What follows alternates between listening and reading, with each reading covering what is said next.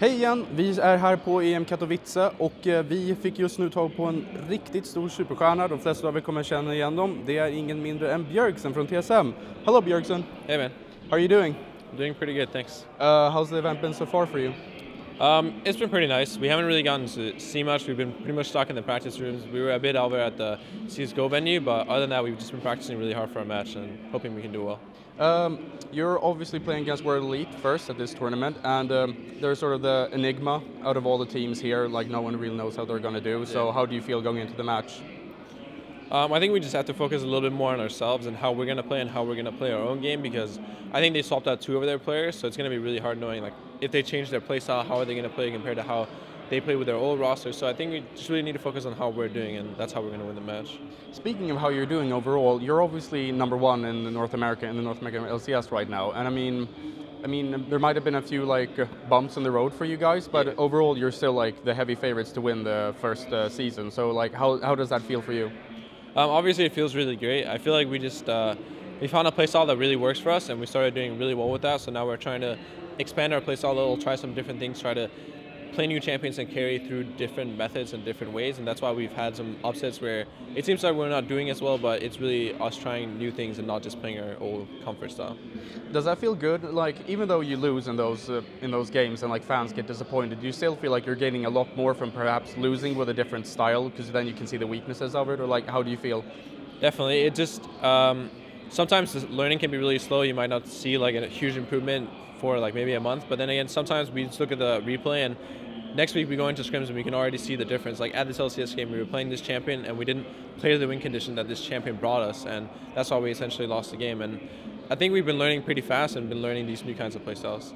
Is there like a hero or like a champion in specific you can talk about which you learned from, maybe from a loss, or like is there anything like that that you can go into? It's mostly just things like we were trying out some Irelia top where you focus on things like split pushing, and we were changing between playing late game AD carries and early game AD carries, because we want to be able to play both styles. It's not because we're necessarily bad at it, but we want to be able to switch out for just one game. We don't want to go into a week and say, all right, this week we play late game. We want to be able to switch and pick ban and say, all right, this pick ban is going towards us playing early game favorites, so now we're going to play early game ADs and things like that. So obviously this is your first international tournament of the year, but you were at IEM San Jose a couple of months ago and it didn't really go too well with Turneringen just joining the lineup. Did that like impact you at all going into like facing international teams again, or did you like view it more as just like, you know, the training wheels just came off with Turneringen? Or I don't think it had much to do with Turneringen. It was just there was the big overhaul patch for Season 5 where so many things changed, and I just don't think we adapted as well as some other teams, especially Unicorns of Love adapted really well. They had a really good playstyle for that meta, and I think our playstyle was just really flawed, and it essentially just made us lose. We played very weak early game. We didn't really play many like gang setup champions. We played things like Nunu, and I think we just really fell behind the early game because of that. I feel like that was more of like a fluke because we didn't have the right playstyle, we didn't have the right mindset, and since then a lot of things have changed. So obviously then, if we hypothesize that you get out of the group stage here at IEM, you have the possibility of maybe facing GE Tigers or other teams of like really high international caliber. Do you look forward to like getting the chance to play against teams that are like really renowned from their own specific regions? Yeah, we actually managed to scrim GE Tigers, and they're obviously a really, really good team, and I'd love to face them later. There's a lot of teams I'd like to meet here, like SK Gaming obviously looking really good, Gambit is on a winning streak, GE Tigers doing so well in their region, so I don't know, I just can't wait to play all these international teams. Okay, then do you like give yourself a good chance to maybe win the entire thing? I don't know if I'd say a good chance. I think it's definitely a possibility. Obviously, GE is going in as the favorites. Obviously, they beat C9 pretty handedly, so we're going to have to step it up to win the tournament for sure. Okay, I don't really have much more to add, so the final word's yours.